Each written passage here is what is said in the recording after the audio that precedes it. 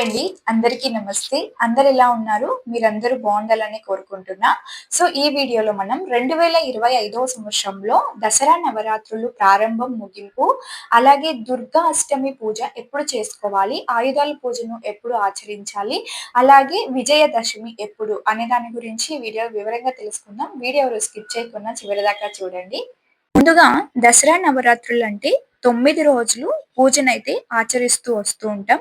కానీ కర్ణాటక సైడ్ అయితే 10 రోజులు దసరా నవరాత్రి పూజలనైతే జరుపుకుంటూ ఉంటారు.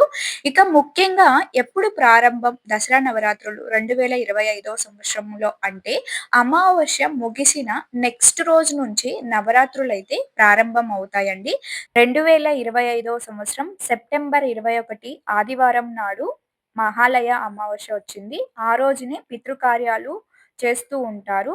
పితృపక్షాలు కార్యం ముగిసిన వెంటనే సెప్టెంబర్ 22, 2025 సంవత్సరం సోమవారం నాడు నుంచి మనకి దసరా నవరాత్రులు ప్రారంభం అవుతాయండి. సో, ఇక ముఖ్యంగా ముగింపు గురువారం అక్టోబర్ 2వ తేదీ నాటికైతే దసరా నవరాత్రులు ముగింపు ఉంటుంది. సో, ఈ 9 రోజులు కూడా అమ్మవారిని భక్తి శ్రద్ధలతో పూజించటం వల్ల కోరిన కోరికలు నెరవేరుతాయి. అలాగే ధైర్యం, సాహసాలు అన్నీ మనకి అమ్మవారు దయ వల్ల కలుగుతాయి. ఇంకా ముఖ్యంగా ఈ 9 రోజులు పూజ చేసుకోవడానికి వీలు కాని వారు 3 రోజులు లేక 5 రోజులు పూజనైతే చేసుకోవచ్చు.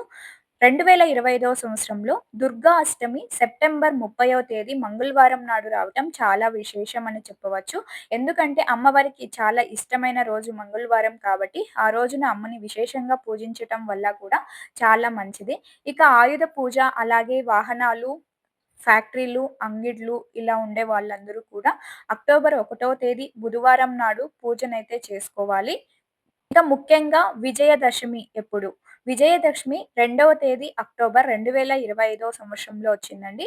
ఆ రోజు గురువారం. సో, ఆ రోజున విజయదశమి పూజనైతే చేసుకుంటూ ఉంటారు. ఈ 9 రోజులు అమ్మవారిని పూజించిన వాళ్ళు విజయదశమి రోజున అమ్మవారికి ఉద్వాసన కూడా చెప్తూ ఉంటారు. సో, చూసారు కదా ఫ్రెండ్స్. 2025 సంవత్సరంలో దసరా నవరాత్రులు ప్రారంభం, ముగింపు తేదీలు, అలాగే దుర్గా అష్టమి ఎప్పుడు, ఆయుధ పూజ ఎప్పుడు చేసుకోవాలి, ఇంకా ముఖ్యంగా విజయదశమి ఏ రోజున ఆచరించాలి అనే దాని గురించి. సో, ఈ వీడియో గనక మీకు ఇన్ఫర్మేషన్ అనిపిస్తే ప్లీజ్ మీ ఫ్రెండ్స్ అండ్ ఫ్యామిలీ మెంబర్‌కి షేర్ చేయటం మర్చిపోకండి. అలాగే ఈ 9 రోజుల్లో అమ్మవారికి అఖండ ఐశ్వర్య దీపం ఎలా వెలిగించాలి అనే విషయాన్ని నెక్స్ట్ వీడియోలో అయితే నేను చూపించబోతున్నా.